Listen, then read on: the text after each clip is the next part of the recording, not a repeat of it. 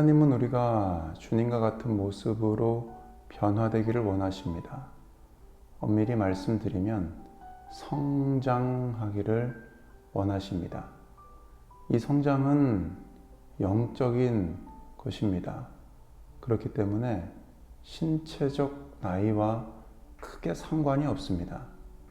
아무리 나이가 많고 신앙생활을 오래 했어도 영적으로 성장하지 않으면 얼마든지 영적 유아 상태에 머물러 있을 수 있습니다.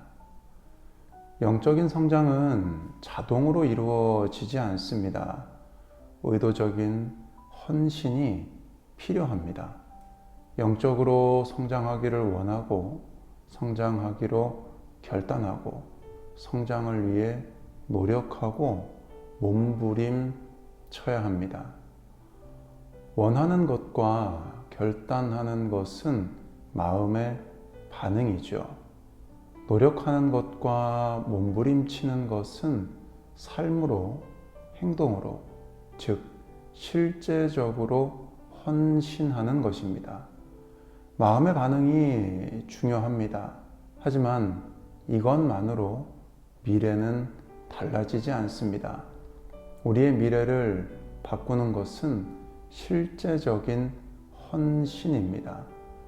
많은 사람들은 헌신하는 삶을 두려워한 나머지 인생을 허송세월합니다.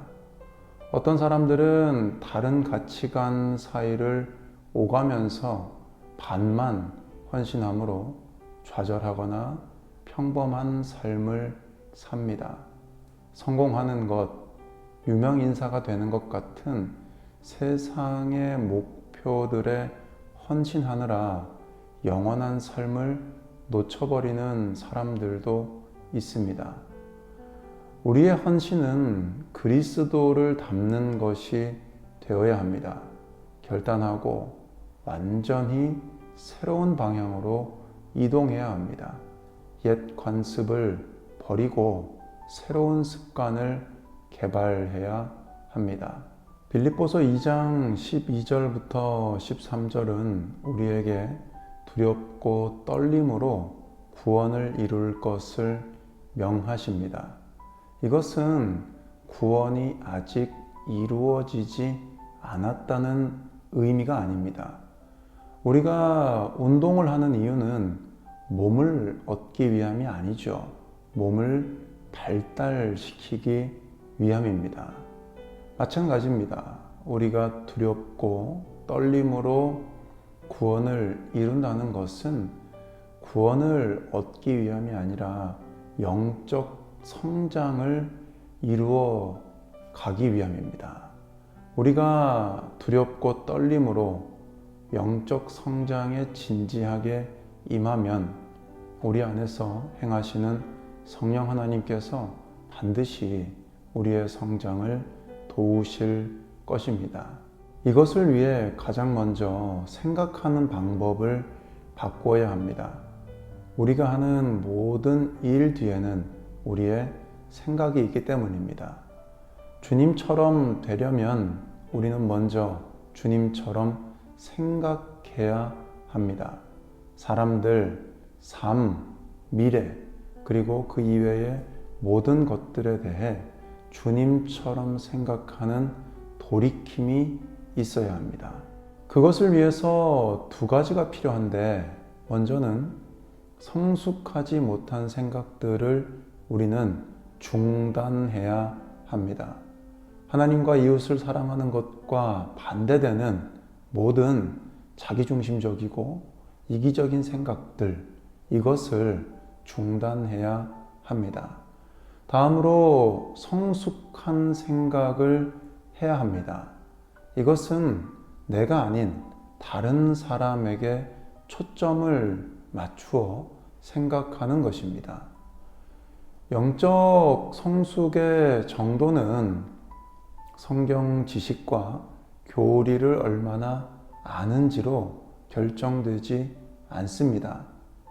분명 이러한 지식은 영적 성숙에 도움을 주는 요인은 맞습니다. 하지만 전부는 아닙니다. 그리스도인의 삶은 지식과 확신, 그 이상의 것입니다. 반드시 행동과 성품이 포함되어야만 합니다.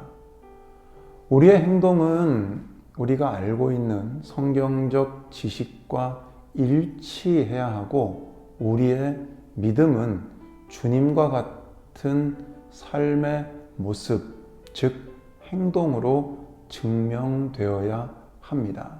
기독교는 종교나 철학이 아닙니다. 관계와 삶의 열매입니다.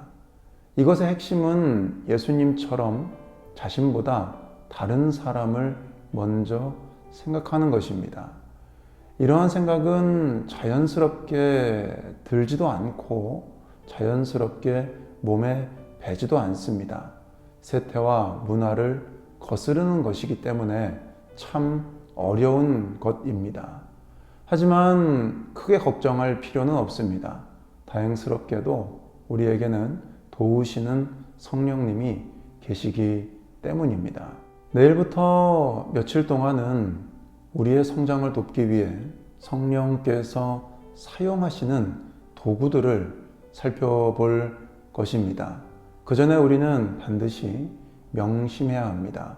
우리는 이 세대를 본받지 말고 오직 마음을 새롭게 함으로 변화를 받아 하나님의 선하시고 기뻐하시고 온전하신 뜻이 무엇인지를 분별해야 합니다. 오늘 하루 나는 삶의 어떤 부분에서 다른 사람을 먼저 생각하기보다 나를 먼저 생각하고 있는지를 돌아보시고, 그런 나의 생각을 변화시켜 주시기를 성령님께 간구하시기를 바랍니다. 우리의 생각을 변화시켜 주시는 성령님의 역사가 오늘 하루 저와 여러분 우리 모두와 함께 하시기를 간절히 축복합니다.